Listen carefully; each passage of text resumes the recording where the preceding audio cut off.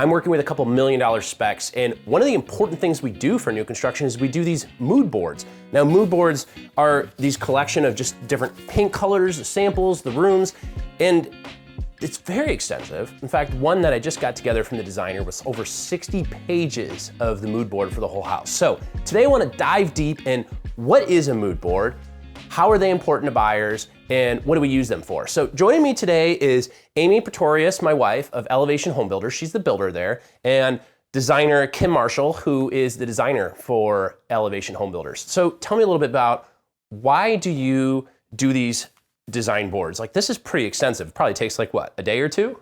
It did take Kim at least a day to put this together, and it was the entire day. But the reason we do these mood boards is, and there's a gambit of reasons, right? So for instance, early on in any house project, whether it's a spec house or even a pre-sold home, there's typically a loan involved. And whenever there's a loan involved, we need to get this information to the appraiser, right? Because we want to make sure they understand what we're putting into this house and why it's costing so much and why we need the loan the size that we need it. So it could start as early as that part of the construction process. In the instance of this particular house, we had to do this because we listed a spec home and it's under construction still, so not all the finishes are in it.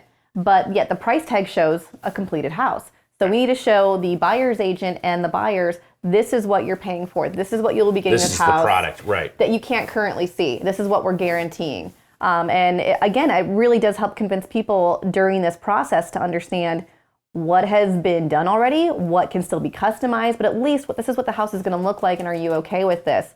And then the third time we might use a design board is when we're going along a pre-sold project and we just need to start collecting ideas so the homeowner can go back on occasion and just be reminded where they've gotten to, what they've picked out, and where we're going for all the items that still need yet to be picked out. And then I'm going to hand it off to Kim to describe what she did and how she did it. So the whole purpose of a mood board essentially is to portray a feeling of a space or evoke an emotion, I guess you could say. And with this particular home, it was a fairly large home, so that's why it was so long. But we broke it down into multiple different categories within the house. So to start off, we started with the exterior, kind of gave a few different images of what the color would be, what door handles we're using, what doors and windows we're utilizing.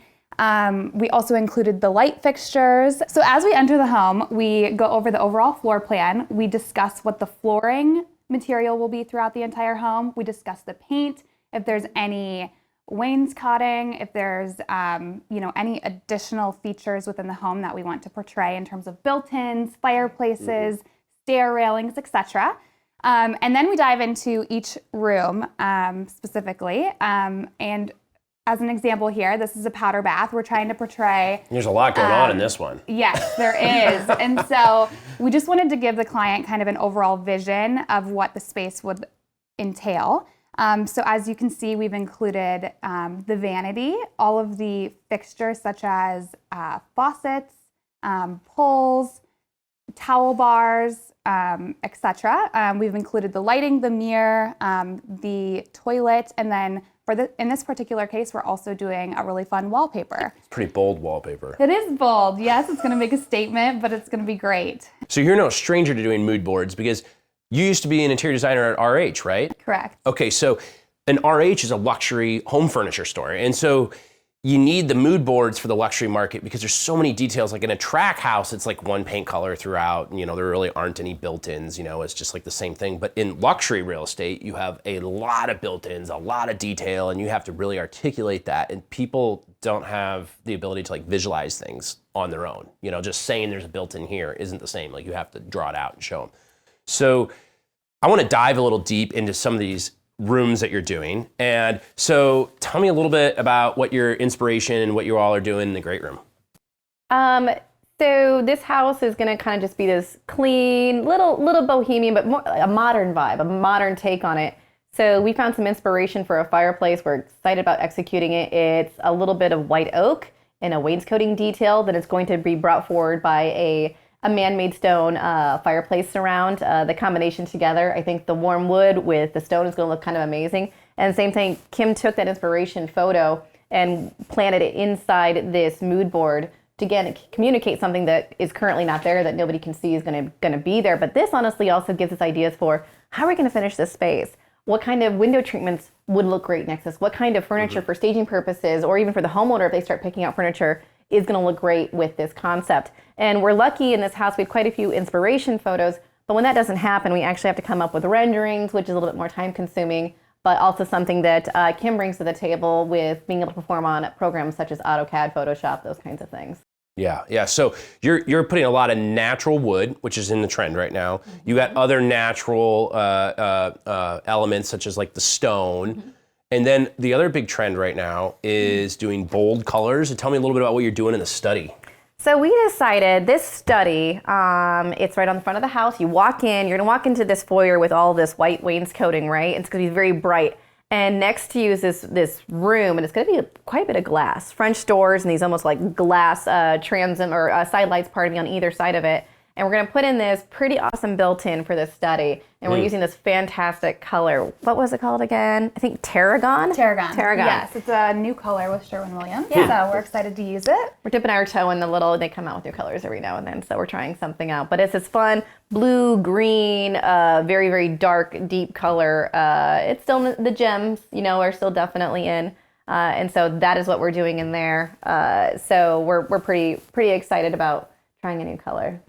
Tell me about one other room that you're really excited about in this house. Is it the laundry room, the kitchen, the family room, staircase?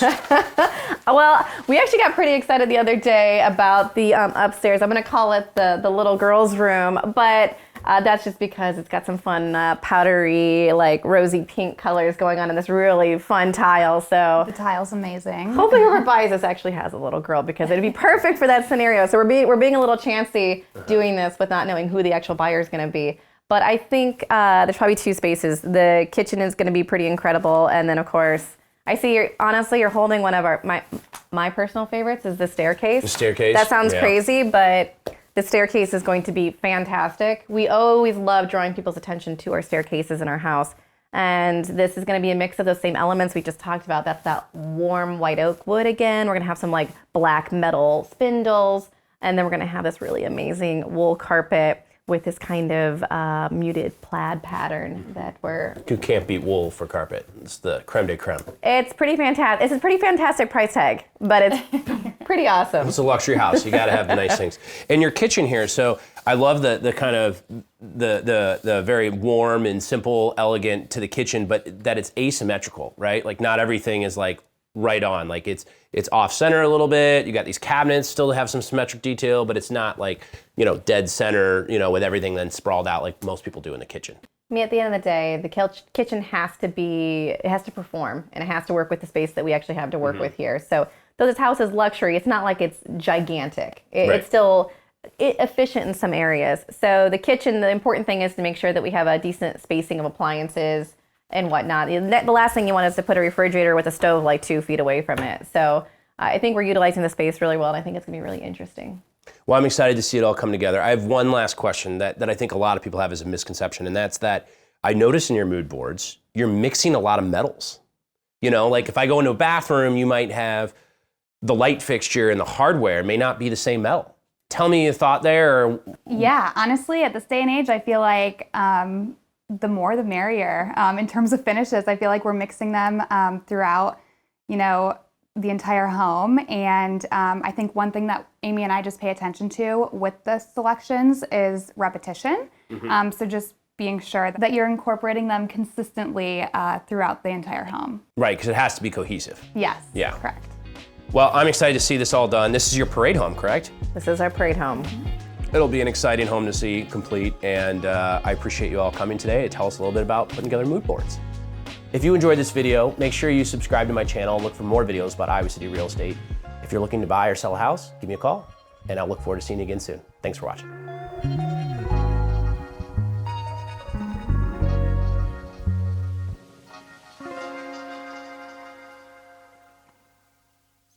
The luxury market needs to have these.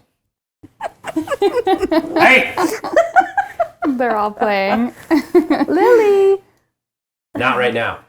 Sorry, I don't want the dog growling like our stomachs are going or something. All right. You ready, John? Yep. I know you're having fun filming the dogs.